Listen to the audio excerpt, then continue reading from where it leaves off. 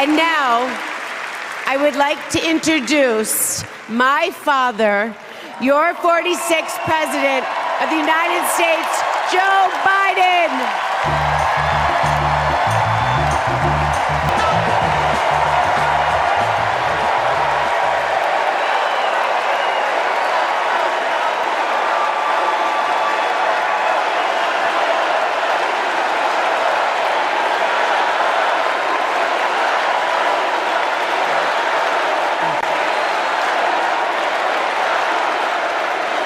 Thank you, thank you, thank you.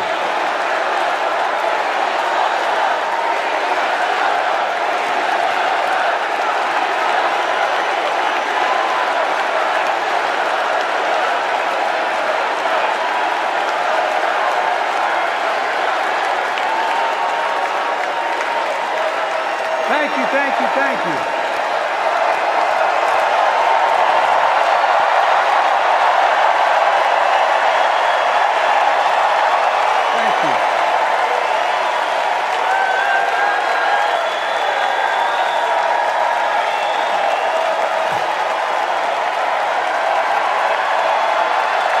Thank you.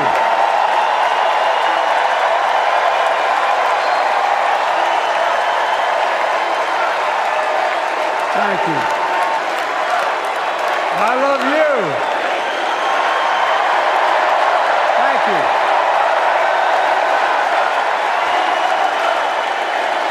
Thank you, thank you, thank you.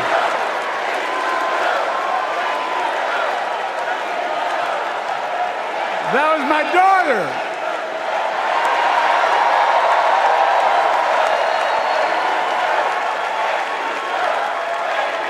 Thank you.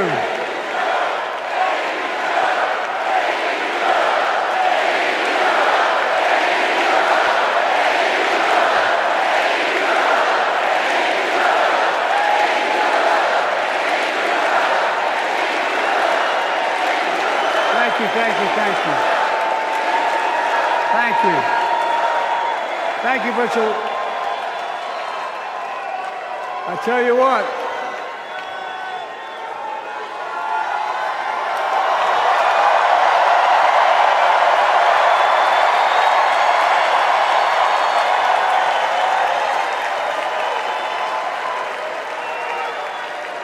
To my dearest daughter, Ashley, God love you, you're incredible. Thank you for that introduction and for being my courageous heart, along with Hunter and our entire family, and especially our rock, Jill.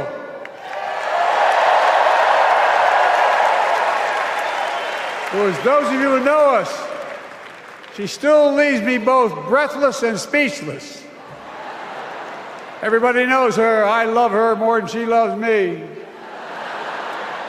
She walks down the stairs and I still get that going boom, boom, boom. You all will know me. No, not kidding. Let's give a special round of applause to our First Lady, Jill Biden.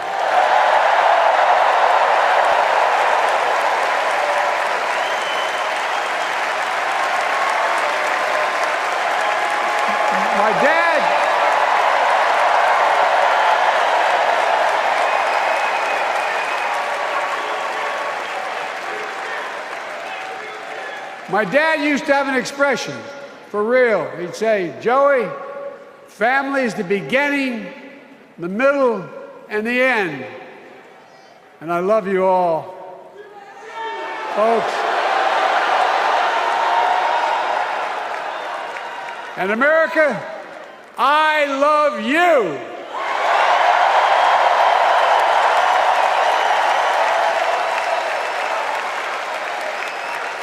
Folks, let me ask you.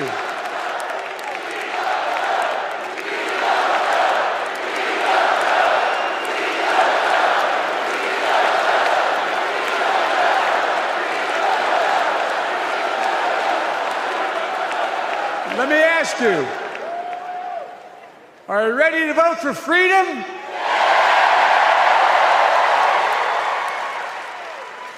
Are you ready to vote for democracy and for America? Let me ask you, Are you ready to elect Kamala Harris and Tim Walz, President and Vice President of the United States?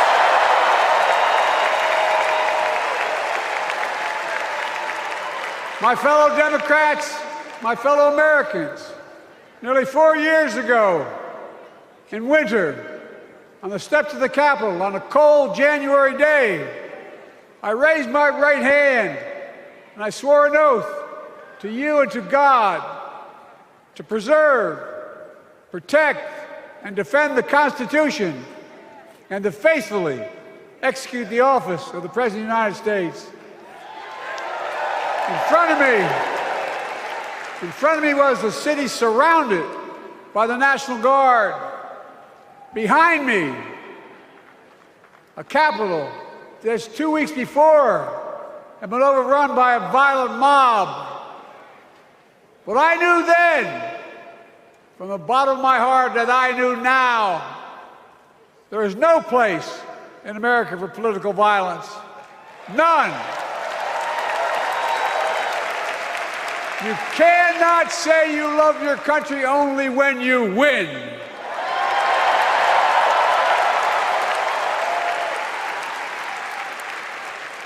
In that moment, I wasn't looking to the past. I was looking to the future. I spoke of the work at hand, the moment we had to meet. It was, as I told you then, a winter of peril and possibility. Of peril and possibility. We're in the grip of a once-in-a-century pandemic, historic joblessness, a call for racial justice long overdue, clear and present threats to our very democracy. Thank you.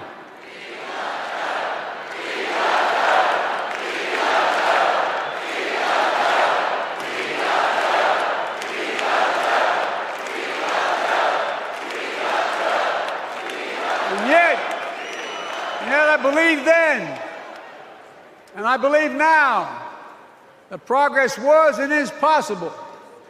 Justice is achievable. And our best days are not behind us, they're before us.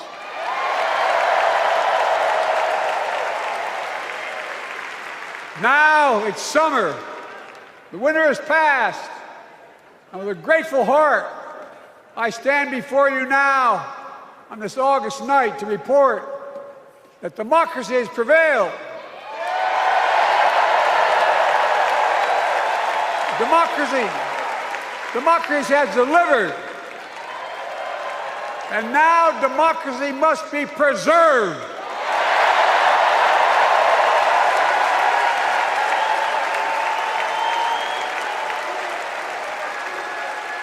You've heard me say it before. We're facing an inflection point. One of those rare moments in history when the decisions we make now will determine the fate of our nation and the world for decades to come. That's not hyperbole, I mean it literally. We're in a battle for the very soul of America. I ran for president in 2020 because of what I saw in Charlottesville in August of 2017. Extremists coming out of the woods, carrying torches, their veins bulging from their necks, carrying Nazi swastikas, and chanting the same exact anti-Semitic bile that was heard in Germany in the early 30s. Neo-Nazis, white supremacists, and the Ku Klux Klan, so emboldened by a president then in the White House that they saw as an ally. They didn't even bother to wear their hoods. Hate was on the march in America. Old ghosts in new garments, stirring up the oldest divisions, stoking the oldest fears, giving oxygen to the oldest forces that they long sought to tear apart America. In the process, a young woman was killed When I contacted her mother, I asked about what happened. She told me. When the president was asked what he thought had happened, Donald Trump said, and I quote, "There are very fine people on both sides. My God." That's what he said. That is what he said and what he meant. That's when I realized, had to listen to the admonition of my dead son, I could not stay in the sidelines. So I ran.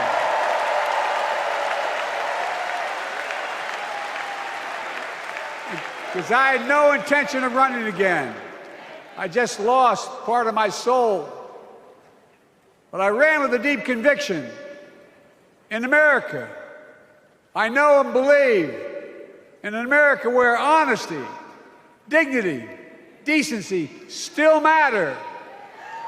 An America where everyone has a fair shot and hate has no safe harbor.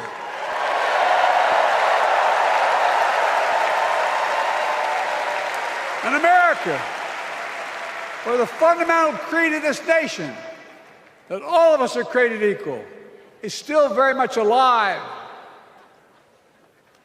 And a broad coalition of Americans joined with me. 81 million voters voted for us, more than any time in all of history. Because of all of you in this room and others, we came together in 2020 to save democracy.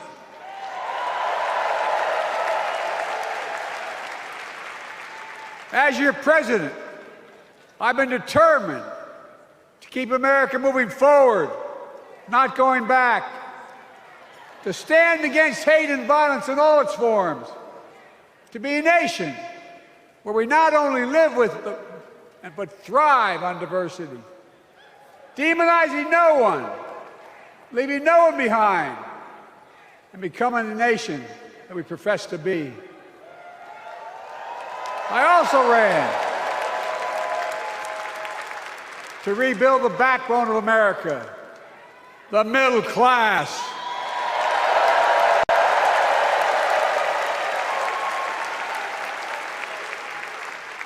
I made a commitment to you that I'd be a president for all Americans, whether you voted for me or not.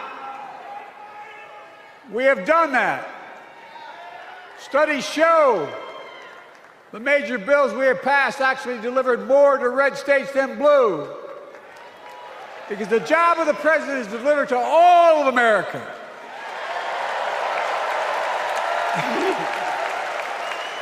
And because of you, and I'm not exaggerating, because of you, we've had one of the most extraordinary 4 years of progress ever, period. When I say we, I mean Kamala and me. Just think about it. COVID no longer controls our lives. We've gone from economic crisis to the strongest economy in the entire world. Record 16 million new jobs. Record small business growth. Record high stock market. Record high 401ks. Wages up, and inflation down, way down, and continuing to go down.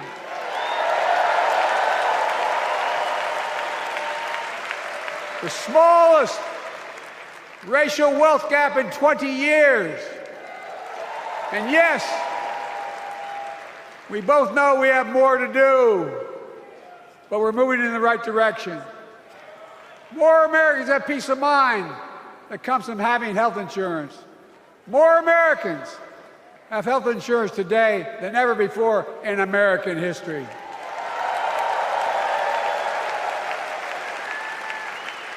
And after, as a young senator beginning to fight for 50 years to give Medicare the power to negotiate lower prescription drug prices, we finally beat Big Pharma.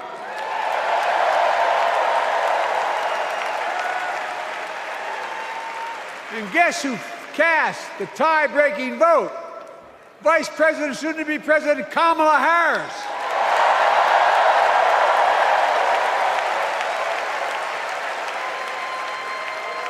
And now it's the law of the land. Instead of paying $400 a month for insulin, seniors with diabetes will pay $35 a month.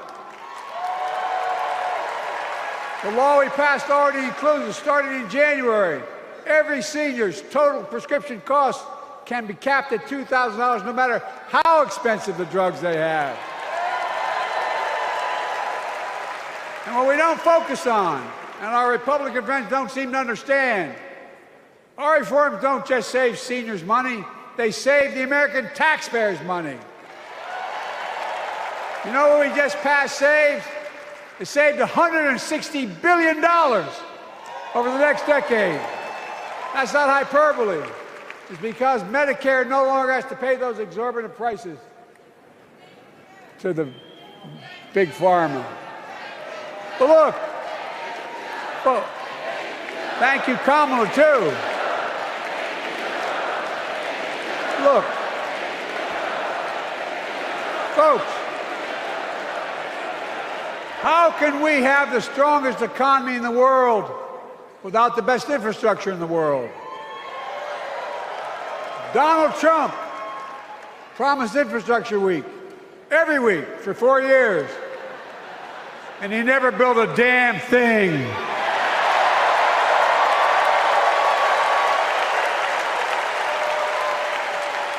But now, because of what Kamala and I have done, remember we were told we couldn't get it done. Remember when we came into office, we couldn't get anything passed? But right now, we're giving America an infrastructure decade, not week. We're modernizing our roads, our bridges, our ports, our airports, our trains, our buses. We're removing every lead pipe from schools and homes so every child can drink clean water. We're providing affordable high-speed internet for every American, no matter where they live, not unlike what Roosevelt did with electricity. And so much more. We are uniting the country. We're growing our economy. We're improving our quality of life. And we're building a better America.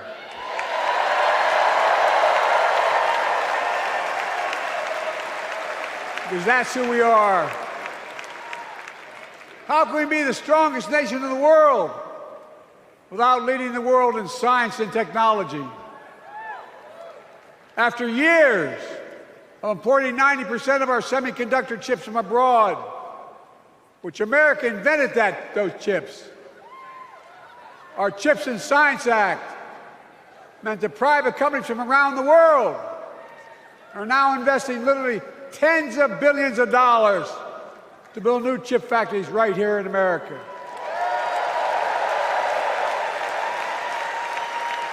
And over that period, they'll create tens of thousands of jobs. And many of those jobs in the so-called fabs, the buildings that make the chips, are being constructed now. And guess what? The average salary in those fabs, size of a football field, will be over $100,000 a year, and you don't need a college degree.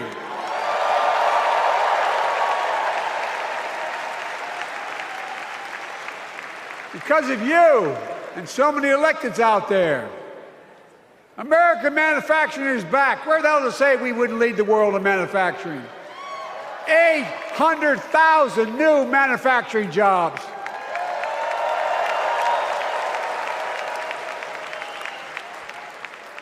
Our Republican friends and others made sure they'd go abroad to get the cheapest labor. We used to import products and export jobs. Now we export American products and create American jobs right here in America, where jobs belong. With every new job, with every new factory, pride and hope is being brought back to communities throughout the country that were left behind. You know you're from them, many of you.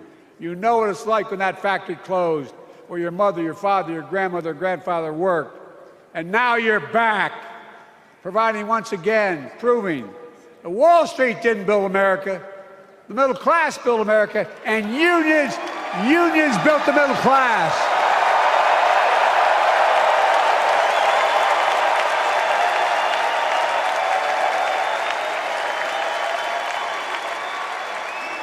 It's been my view since I came to the Senate. And that's why I'm proud to have been the first president to walk a picket line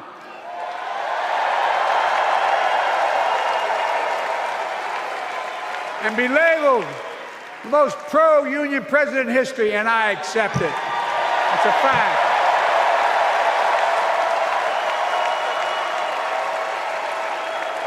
Because when unions do well, we all do well.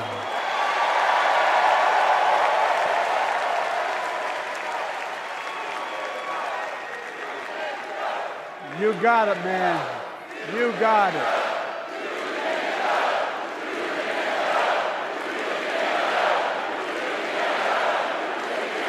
I agree. I'm proud. Look, remember he told we couldn't get anything done because we couldn't get anything done in the Congress? Well, with your support, we passed the most significant climate law in the history of mankind.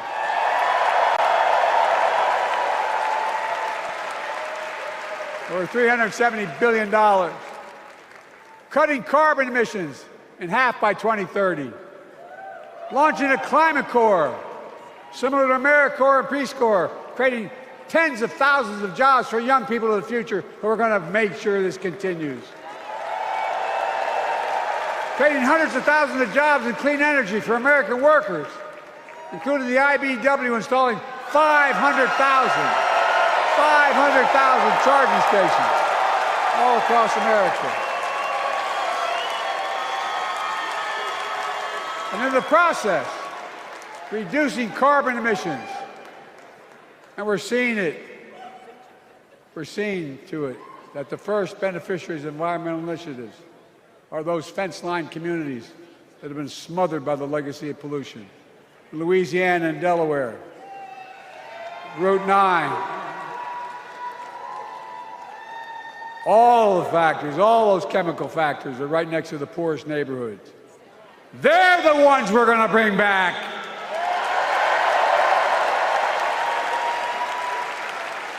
And how? How can we be the greatest nation in the world without the best education system in the world? Donald Trump and the Republican friends, they not only can't think, they can't read very well. Seriously, think about it. Look at their Project 2025. They want to do away with the Department of Education. Well, during the pandemic, Kamala and I helped states and cities get back their schools back open. And we gave public school teachers a raise.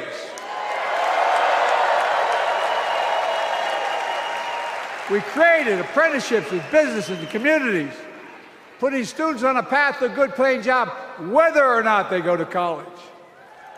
And by the way, we're making college a hell of a lot more affordable. Increasing Pell Grants by $900.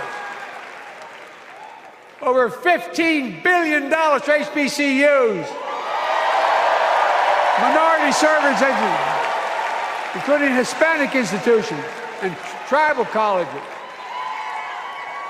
We kept our commitment to provide more student relief than ever by lifting the burden of helping millions of families so they could get married, start a family, buy a home, and begin to build family wealth and contribute to the community and grow our economy.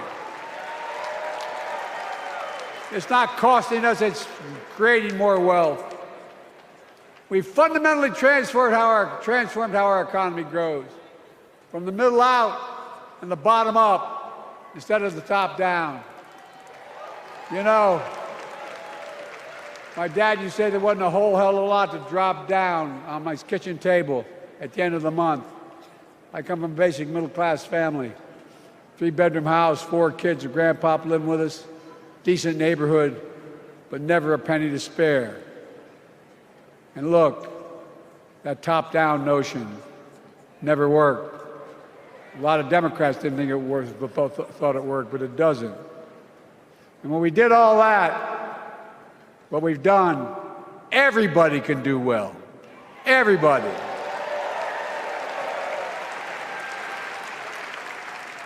Donald Trump calls America a failing nation. No, I'm serious. But think about this. Think about this. He publicly says to the whole world, I'm going to say something outrageous. I know more foreign leaders by their first names and know them well than anybody alive. Just because I'm so damn old. But I'm not joking. Think of the message he sends around the world when he talks about America being a failing nation. He says we're losing. He's the loser. He's dead wrong.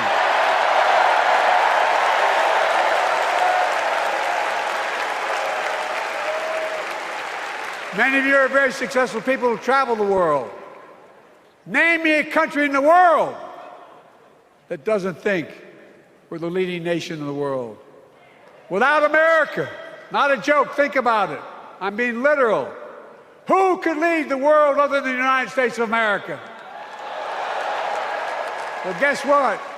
America's winning, and the world's better off for it. America's more prosperous, and Americans are safer today than under Donald Trump. Trump continues to lie about crime in America, like everything else. Guess what? On his watch, the murder rate went up 30%, the biggest increase in history. Meanwhile, we made the largest investment, Kamala and I, in public safety ever. Now, the murder rate is falling faster than any time in history. Violent crime has dropped to the lowest level in more than 50 years. And crime will keep coming down when we put a prosecutor in the Oval Office instead of a convicted felon.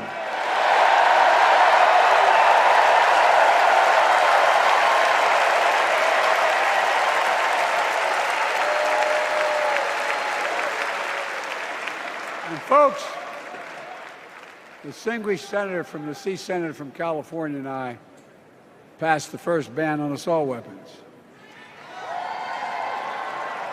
And guess what? It worked. If we care about public safety, we need to prevent gun violence. And what makes me ashamed when I travel the world, which I do, more children in America are killed by a gunshot than any other cause in the United States. More die from a bullet than cancer, accidents, or anything else in the United States of America. My God. That's why Kamala and I are proud. We beat the NRA when we passed the first major bipartisan gun safety law in 30 years.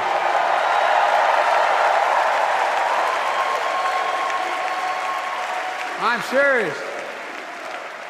That comes from here. And now it's time to ban assault weapons again. And demand universal background checks.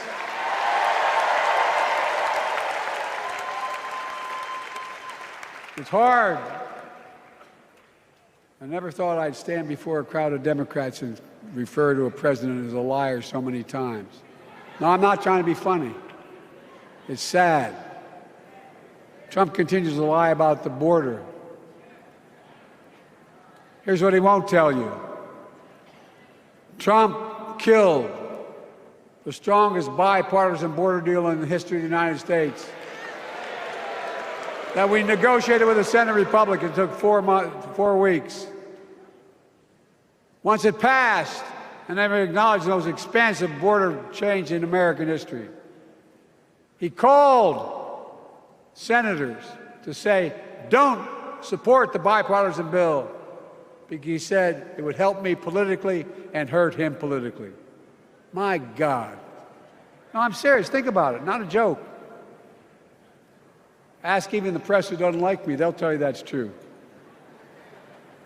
Typically, Trump, once again, putting himself first and America last. Then I had to take executive action.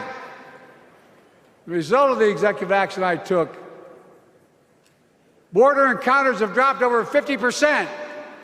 In fact, there are fewer border crossings today than when Donald Trump left office. And unlike Trump, we will not demonize immigrants, saying they're the poison of blood of America, poison the blood of our country.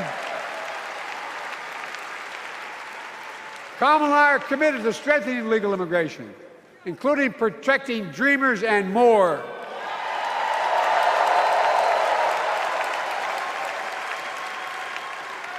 And here's what else I believe in: protecting your freedom to vote, your freedom to love who you love,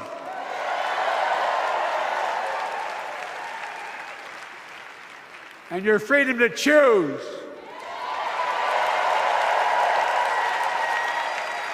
In its decision overturning Roe v. Wade, as you heard earlier tonight, the United States Supreme Court majority wrote the following, quote, "Women are not without electoral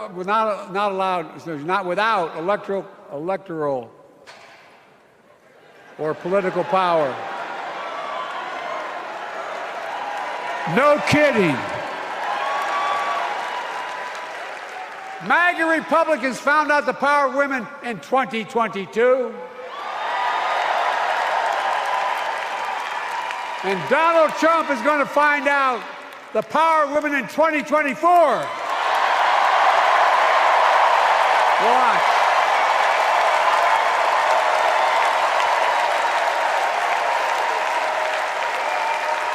And where Trump and his MAGA Republican right-wingers seek to erase history, we Democrats continue to write history and make more history. I'm proud to have kept my commitment to appoint the first black woman to the United States Supreme Court.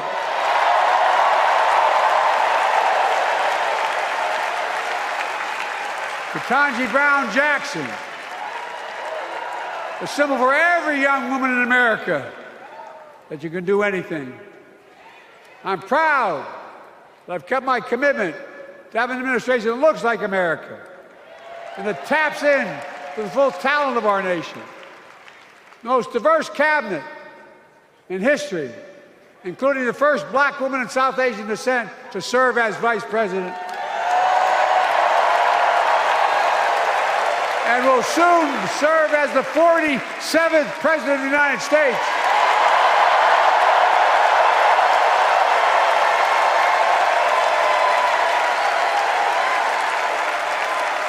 She is good.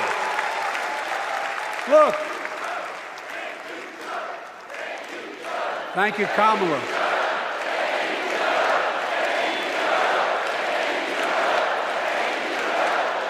Folks, I've long said we have many obligations as a nation, but I got in trouble years ago for saying I'd make no apologies. We have only one truly sacred obligation: to prepare and equip those we send to war and care for them and their families when they come home and when they don't. That's why I'm so proud to have written and signed the PACT Act, one of the most significant laws ever, helping veterans and their families exposed to toxic materials like burn pits in Agent Orange. I was around during the Vietnam War. It's hard. Nobody was able to prove that their illness was a consequence of Agent Orange. And no one was able to prove initially that because they lived in burn pits like my son lived next to in Iraq for a year, that it was the cause of their illness. But because of the PACT Act, a surviving spouse with 2 children is now eligible for a stipend of about $3,000 a month. And those children who lost a parent are eligible for tuition benefits to go to college and to get job training. It's already helping over 1 million veterans and their families just so far. Well, I love them, and I'm so proud of my son's service. We get it, but guess who doesn't get it and doesn't respect our veterans? We know from his own chief of staff, the 4-star General John Kelly, that Trump, when in Europe, would not go to the grave sites in France. The brave service members who gave their lives to this country. He called them suckers and losers. Who in the hell does he think he is? Who does he think he is? There's no words for a person. They are not the words of a person not worthy of being commander-in-chief, period. Not then, not now, and not ever. I mean that. I mean that from the bottom of my heart.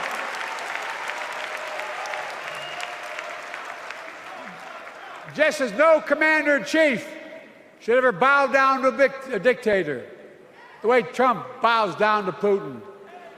I never have, and I promise you, Kamala Harris will never do it. Will never bow down. When Trump left office, Europe and NATO was in tatters. Not a joke. America First doctrine changed our whole image in the world. Well, they gave the hours, about 190 hours sum total, me and my counterparts or heads of state in Europe, to strengthen NATO. We did. We united Europe like it hadn't been united for years, adding Finland and Sweden to NATO. 10 days before he died, Henry Kissinger called and said, not since Napoleon has Europe not looked over their shoulder at Russia with dread, until now. Until now. Well, guess what? Putin thought he'd take Kyiv in 3 days. 3 years later, Ukraine is still free.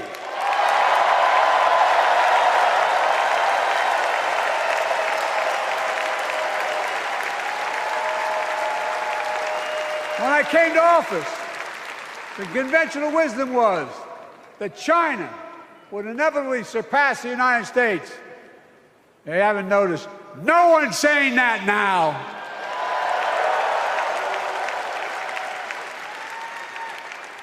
And we'll keep working to bring hostages home and end the war in Gaza and bring peace and security to the Middle East.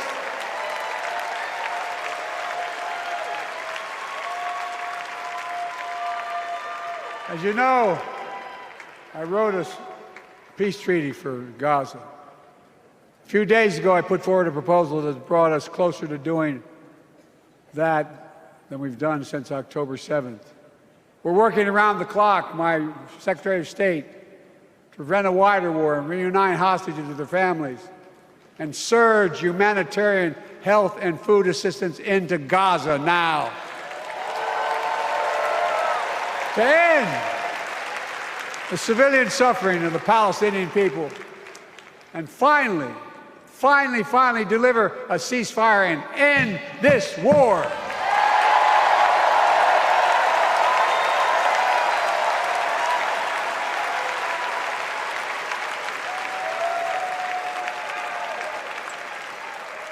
Those protesters out in the street, they have a point.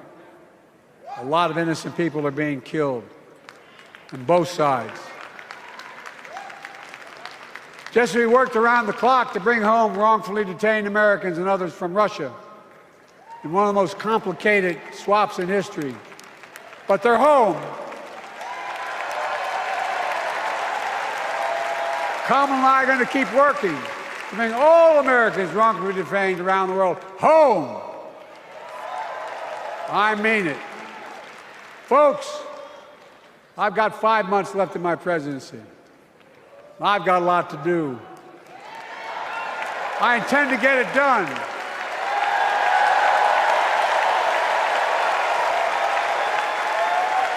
It's been the honor of my lifetime to serve as your president.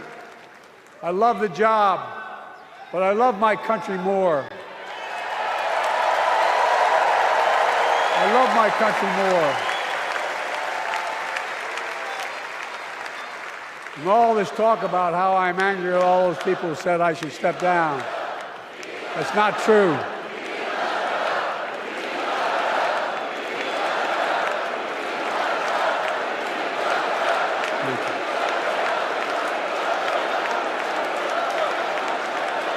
I love my country more, and we need to preserve our democracy. In 2024, we need you to vote.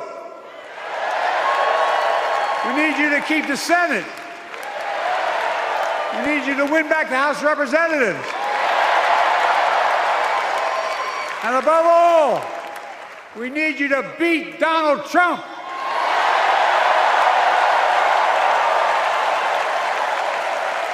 And elect Kamala and Tim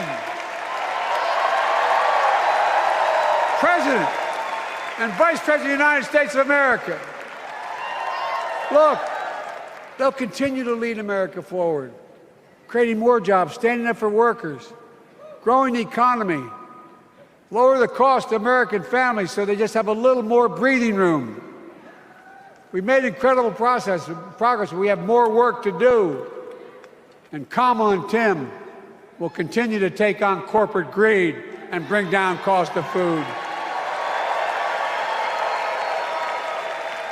They'll keep taking on Big Pharma, making insulin $35 a month, not just for seniors, but for everyone in America.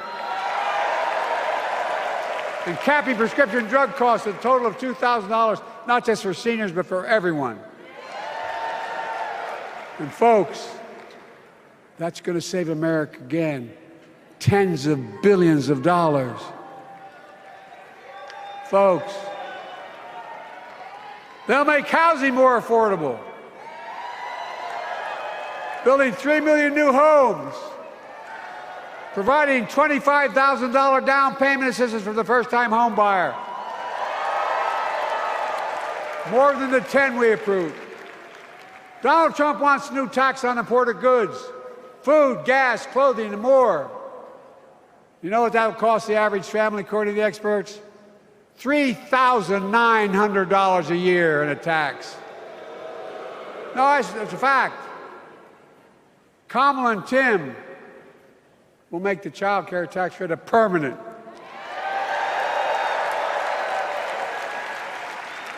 Lifting millions of children out of poverty and helping millions of families get ahead. But you know what Trump has? He created the largest debt any president had in 4 years with his $2 trillion tax cut for the wealthy. Well, Trump has a new plan. He wants to provide a $5 billion tax cut for corporations and the very wealthy.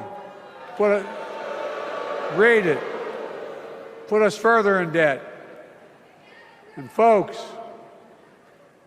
you know we have 1,000 billionaires in America. You know what their average tax rate they pay? 8.2%. If we just increased our taxes, we proposed to 25%, which isn't the highest tax rate even, it would raise $500 billion new dollars over 10 years. They'd still be very wealthy. Look, Kamala and Tim are going to make them pay their fair share. They'll protect Social Security and Medicare. Trump wants to cut Social Security and Medicare. Kamala and Tim will protect your freedom. They'll protect your your right to vote. They'll protect your civil rights. And you know Trump will do everything to ban abortion nationwide. Oh, he will. You know, Kamala and Tim will do everything they possibly can. That's why you have to elect a Senate and a House to restore Roe v. Wade.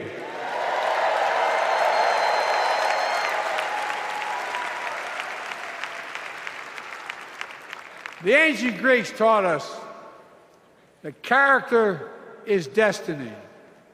Character is destiny. For me and Jill, we know Kamala and Doug are people of character. It's been our honor to serve alongside them. And we know that Tim and Gwen Waltz are also people of great character. Selecting Kamala was the very first decision I made when I became our nominee. And it was the best decision I made my whole career.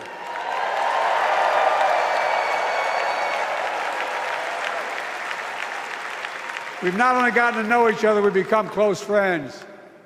She's tough, she's experienced, and she has enormous integrity, enormous integrity. Her story represents the best American story. And like many of our best presidents, she was also vice president. That's a joke.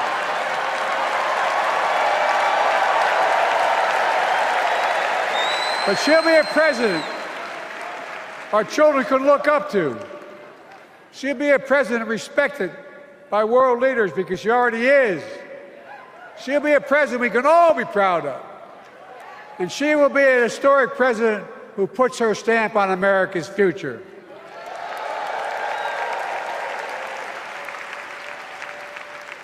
This will be the first presidential election since January 6th. On that day, we almost lost everything about who we are as a country. And that threat, this is not hyperbole, that threat is still very much alive. Donald Trump says he will refuse to accept the election result if he loses again. Think about that. He means it. Think about that. He's promising a bloodbath if he loses, in his words. And that he'll be a dictator on day one, in his own words. By the way, this sucker means it. No, I'm not joking. Think about it. Anybody else said that in the past, you'd think he was crazy. He is crazy, but you'd think it was an exaggeration, but he means it. We can't let that happen. Folks, all of us carry a special obligation. Independents, Republicans, Democrats. We saved democracy in 2020, and now we must save it again in 2024.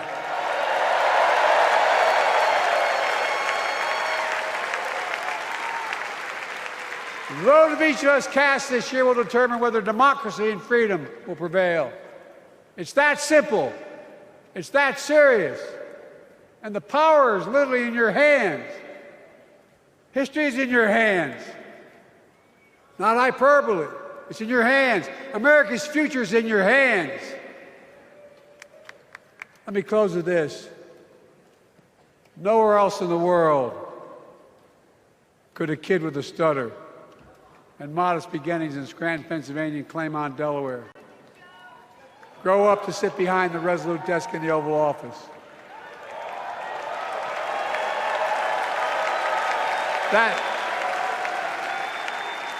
That's because America is, and always has been, a nation of possibilities. Possibilities.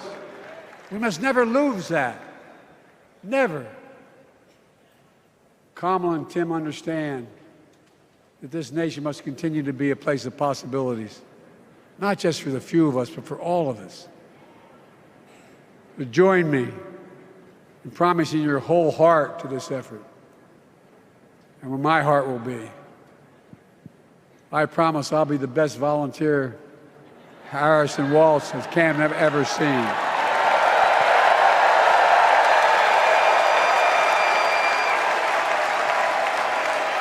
Each of us has a part in the American story. For me and my family, there's a song that means a lot to us, that captures the best of who we are as a nation. The song is called American Anthem. There's one verse that stands out, and I can't sing worth a damn, so I'm not going to try. I'll just quote it. The work and prayers of centuries have brought us to this day. What shall our legacy be? What will our children say? Let me know in my heart, when my days are through, America, America, I gave my best to you.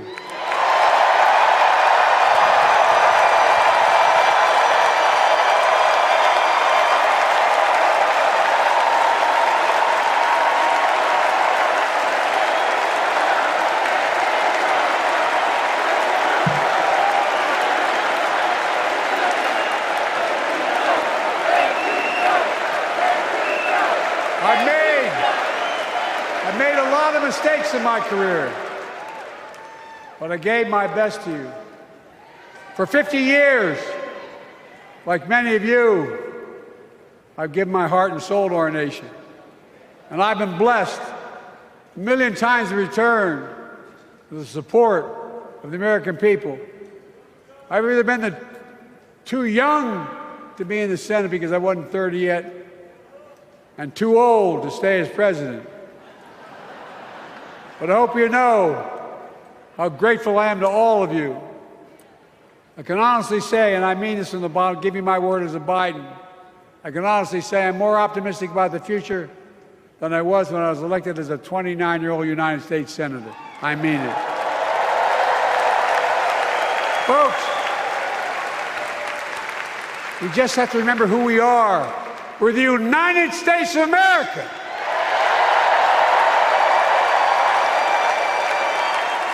And there's nothing we cannot do when we do it together. God bless you all, and may God protect our troops.